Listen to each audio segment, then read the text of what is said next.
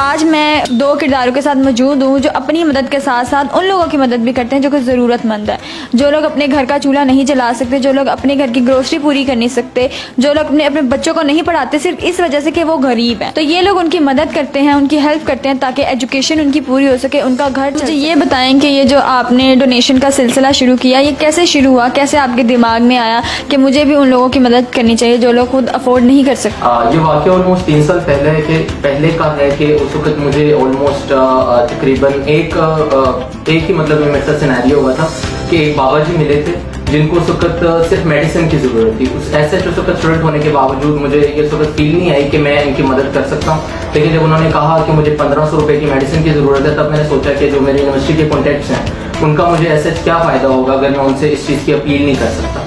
तो उस चीज़ ने मुझे अपील किया कि 1500 रुपये जमा करना मुश्किल नहीं है। देन मैंने अपने कॉन्टैक्ट से सिर्फ ये कहा कि अगर हर शख्स 100 रुपया भी हर मंथ देता है तो उससे ये फ़ायदा होगा कि मेरे पास अमाउंट जमा हो जाएगी।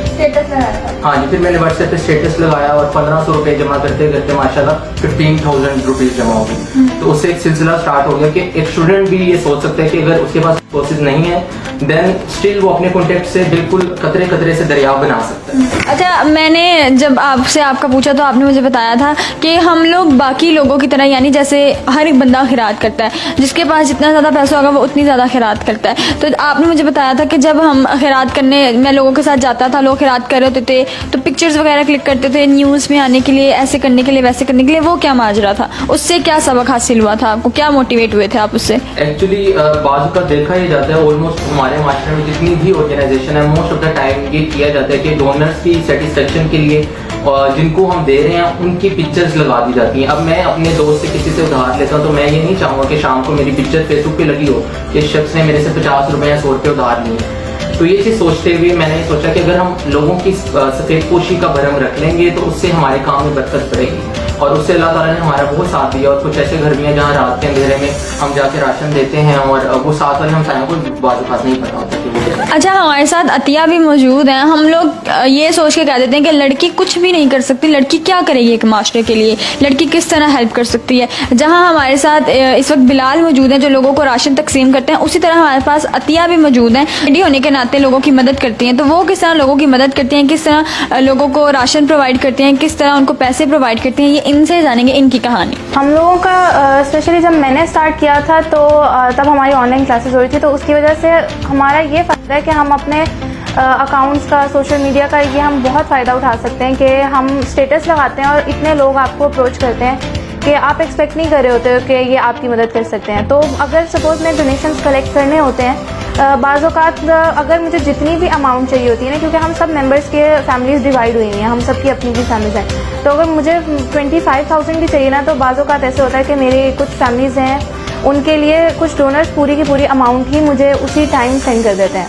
तो उसका बड़ा फ़ायदा होता है। और अगर पहुंचाने में मैं आधी फैमिलीज़ को मैं खुद जाके राशन लेकर आती हूँ, और अगर जिनका इशू होता है तो उनको हमारे जो मेल मेंबर्स होते हैं हम उनके साथ कांटेक्ट करते हैं, क्योंकि हम लोग सब एक दूसरे के साथ फैमिली की तरह, सब एक दूसरे के साथ कोशिश करते हैं कि जिसकी जो हेल्प हो सके वो उस तरह हेल्प करते हैं। अच्छा, हम लोग देखते हैं कि जितनी भी ऐसी बेशुमार ऑर्गेनाइजेशंस है पाकिस्तान में जो लोगों को डिवाइड करती हैं, राशन डिवाइड करते हैं, बहुत सारी चीज़ें डिवाइड करती हैं ताकि उनके घर चल सकें। लेकिन एक यूनिवर्सिटी के स्टूडेंट्स जो कि खुद स्टूडेंट्स हैं, वो स्टूडेंट से ही पैसे कलेक्ट करके अपना ऑर्गेनाइजेशन बना रहे हैं। उस ऑर्गेनाइजेशन में जब आप पैसे कलेक्ट करते हैं तो उसकी अमाउंट क्या होती है, यानी कितनी अमाउंट आप कलेक्ट करते हैं और किस तरह देते हैं? एक्चुअली हमारा सेटअप कुछ इस तरह से है कि जो 3 से 4 स्टूडेंट्स होते हैं या इंडिविजुअली हम इस चीज़ की ड्यूटी लगा देते हैं कि एक शख्स के ऊपर एक फैमिली का उसने अमाउंट जमा करनी होती है। अभी जो हम 1 मंथ का राशन देते हैं 3700 रुपये का है, तो वो एक बंदा खुद भी जितने पैसे जमा कर सकता है वो करता है। देन पैसे जमा करने के बाद नियरेस्ट करियाने वाली जो दुकान है वहाँ से सामान लेके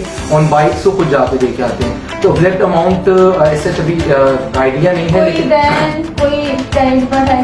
कुछ भी बिल्कुल बाइक्स पे अपने खर्च के फ्यूल पे टीम मेंबर जाते हैं, नियरेस्ट दुकान से खरीदते हैं और उस घर के डोर स्टेप पे दे आते हैं, क्योंकि जो बेवा है उसके लिए तो मुश्किल है कि जिसके बेटे भी नहीं है बड़े, तो वो जाके लाइनों में लग के आटे के तोड़े ले। क्या सिनेरियो है, किस फैमिलीज को किस तरह मदद करते हैं, यानी जिसको राशन की जरूरत होती है उसको राशन, क्या सीन है? हम हमारे अंदर जो है ऑलमोस्ट 3 से 4 कैटेगरीज हैं। एक राशन दिया जाता है, या राशन 3700 का हो जाता है एक फैमिली का, या स्कूल फीस हो जाती है एक बच्चे की, या दवाई हो सकती है 5000 तक रुपए की, और अगर कोई अपना कारोबार स्टेबल करना चाहता हो, सेट करना चाहता हो स्क्रैच से, तो उसको भी 15 to 20K का सामान खरीद के रेडी या कुछ भी ऐसा सेटअप के जिससे वो खुद ग्रो कर सकें। अभी तक आपने कितने लोगों को स्टेबल कर दिया भाई, यानी कितने लोगों को ये उनका बिजनेस, स्मॉल बिजनेस भी आप कह सकते हैं, कितने लोगों को बना के दिया? अभी मेरी 2 फैमिलीज़ हैं जिनको मैं 1.5 साल से राशन प्रोवाइड करी थी। उनको अब माशाल्लाह से अब उनको अगले महीने से ज़रूरत नहीं पड़ेगी, वो खुद से अपना खर्चा चला सकते हैं, तो उनको अब भिजवाने की ज़रूरत नहीं है। वो खुद, बल्कि वो कहते हैं कि अगर लाइक हम अभी आप हमारी मदद कर रहे हैं, जब हम स्टेबल हो जाएंगे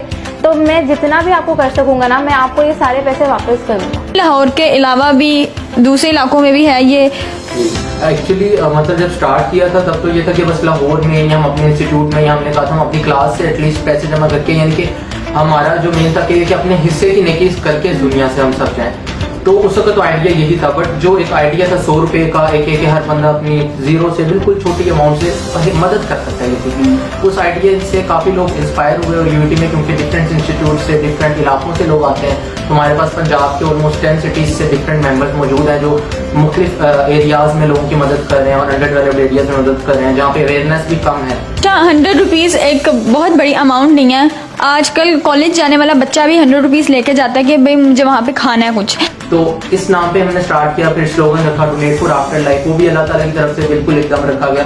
आफ्टर लाइफ का मकसद क्या है कि मैं ये बात कहता हूँ कि हम सब ये सारा जो सिनेरियो है, ये फेसबुक सब कुछ, ये 70, 80, 100 साल बाद सारे लोग खत्म हो जाएंगे यहाँ से। सारे लोगों ने कब्रों में पड़े, हाँ, सारे लोगों ने कब्रों में पड़े होने, तो उस वक्त क्या चीज़ काम आएगी? वो यही काम आएगी कि जो हमने इस दुनिया की, जो हमने इस दुनिया में नेकी किया वो हमारी आखिरत में काम आएगी। हम इसमें इस वक्त कितने लोग काम कर रहे हैं और क्या, यानी जैसे अभी ये स्टूडेंट है, आप स्टूडेंट हैं, स्टूडेंट ही काम कर रहे हैं या फिर जिसका जो दिल करता है वो आके ऑर्गेनाइजेशन में आ जाता है? मिक्स है ये, इसमें ऑलमोस्ट 300+ लोग काम कर रहे हैं और मतलब कुछ मैट्रिक के स्टूडेंट्स भी हैं, कुछ स्टूडेंट्स कॉलेज के हैं, कुछ यूनिवर्सिटी के हैं, कुछ प्रोफेशनल्स हैं, मिक्सड है। लेकिन जो बेसिक हमारी जो मेजोरिटी है, जो हमारी पावर है, वो स्टूडेंट्स हैं, क्योंकि स्टूडेंट्स आपस में इंटरकनेक्टेड होते हैं। और स्टूडेंट को जब हमने इस चीज़ का इस्तेमाल दे दिया कि भाई आप अपने कॉन्टैक्ट से अगर 100 रुपया भी करके लेके आते हैं तो बहुत इन्फ्लुएंशियल है ये, तो इस चीज़ से काफ़ी हमारी मदद होती है। अच्छा, कुछ लोग होते हैं वो पॉपुलैरिटी के लिए करते हैं, कोई मकसद है पॉपुलैरिटी का कि हासिल करनी है, ऐसा कोई पॉपुलैरिटी, ऐसा कोई सीन है? नहीं, बिल्कुल भी मकसद नहीं है। जो हमारा जो लॉन्ग टर्म पे है कि अगर हम इस पे जो मैक्सिमम रीच में पहुंचना चाहते हैं। ये मेरा क्वेश्चन इसलिए था क्योंकि जब मैं आपसे बिहाइंड द कैमरा बात कर रही थी, आपने मुझे कहा था कि हम जब मैं लोगों को देखता था, जब लोग राशन दे रहे होते थे तो एक हाथ से राशन दिया जा रहा है, दूसरे हाथ से उन्हीं का बंदा पिक्चर ले रहा है। तो अभी तक इन्होंने जितने लोगों को राशन दिया है उतने लोगों के साथ इन्होंने ना कोई सेल्फी बनाई है, ना ही उस फैमिली की कोई भी पिक्चर जो है किसी के साथ शेयर की है। तो आप लोगों ने एक, बेशक ये छोटी सी ऑर्गेनाइजेशन है, लेकिन फिर भी आप पिक्चर छाप सकते थे ताकि मेरा काम आगे जाए, हमें और ज़्यादा डोनेशन हो। तो ऐसा क्यों नहीं सोचा, ऐसा क्यों नहीं किया? हमारे ज़हन में बिल्कुल स्टार्ट में एक बात आई थी, वो ये थी कि ये गरीब बंदा है, ये ऑलरेडी बहुत मजबूर है। अगर हम इसको हम कहते हैं भाई आपकी फोटो सेशन भी होना है, आपका मीडिया पे लगाएंगे फेसबुक वगैरह पे, तो मज़ीद डिप्रेस हो जाएगा कि भाई एक तो मेरी मजबूरी है, ऊपर से ये मेरा तस्दीक हो रही है, मेरा मजाक उठाया जा रहा है। तो उस वक्त ये चीज़ सोची थी कि भाई पिक्चर किसी की नहीं उतारनी, बाकी अल्लाह ताला मदद करेंगे। जो डिफरेंट मीडिया फोरम पे भी हमें इस वक्त से कवरेज नहीं मिल सके कि हम लोगों के इंटरव्यूज़ नहीं करवाते थे जिनकी मदद करते हैं। तो एक ये चीज़ थी ज़हन में, और हमारा जो लॉन्ग टर्म पे गोल है वो अपनी पॉपुलैरिटी नहीं है, मेन इस आइडिया की पॉपुलैरिटी है कि हर बंदा अगर मतलब इस वीडियो को जितने लोग देख रहे हैं, अगर वो इस टीम में आते हैं तो मतलब वो अपने इर्द गिर्द पे मौजूद एक बंदा, एक फैमिली की भी मदद करने लग जाएगा, तो हमारा काम। कितनी देर तक मदद की जा सकती है? एक इंसान है, अभी अगर मैं अकेली हूँ, मैं अपना खर्च नहीं उठा सकती, तो आप मेरी मदद करेंगे, लेकिन कब तक करेंगे मेरी मदद? कोई मार्जिन है कि ये बंदा यहाँ तक पहुँच जाए तो हम इसकी मदद करनी छोड़ देंगे? जो विडोज़ होती हैं उनका तो ऑब्वियसली आपको पता है सोर्स ऑफ इनकम बहुत मुश्किल होता है। कुछ ऐसी हैं कि वो नहीं जा सकती, उनके बच्चे छोटे होते हैं, तो उनका तो हम हम ये नहीं सोच रहे हैं कि मैंने इनको 1 साल बाद, चलो मैं 1 साल तक चला लेती हूँ। मुझे पता है जब तक मैं कर सकती हूँ ना, मैं तब तक करती रहूँगी। ये नहीं है कि मैं अगर मेरी यूनिवर्सिटी ख़त्म हो गई या मेरा कॉन्टैक्ट ख़त्म हो गया तो वो फैमिलीज़ मेरे पे डिपेंडेंट है।